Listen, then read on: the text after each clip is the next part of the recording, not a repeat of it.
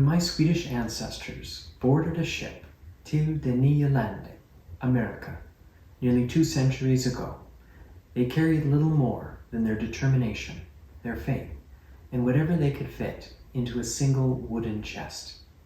These America chests were the vessels of migration, handcrafted boxes of pine, bound with iron, painted with names and dates, and built to safeguard not just clothing and tools, but a family's memories, identity, and hopes for the future.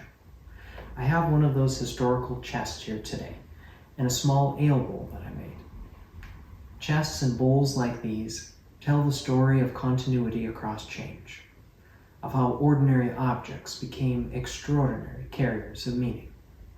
In Scandinavia, ale bowls were passed around at weddings and festivals, inscribed with names and adorned with carvings of horses or roosters.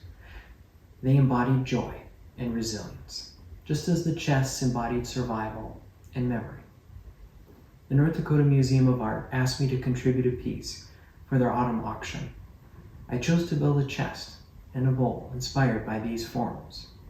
But rather than replicating the past, I rooted my work in the present landscape.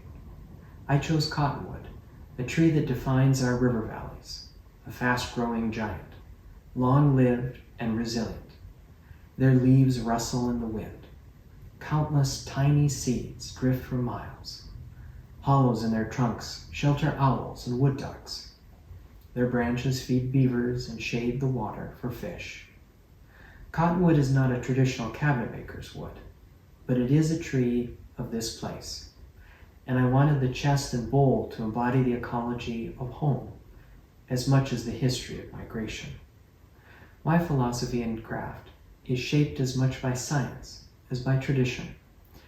I recently completed a PhD in biology, and I see deep parallels between science and woodworking. Both are about form and function, patience and precision, truth and beauty. That perspective began here, at this workbench, where I learned from my grandfather, Arthur Grabowski. His tools, some handed down from earlier generations, and his love for the beauty in every piece of wood formed me.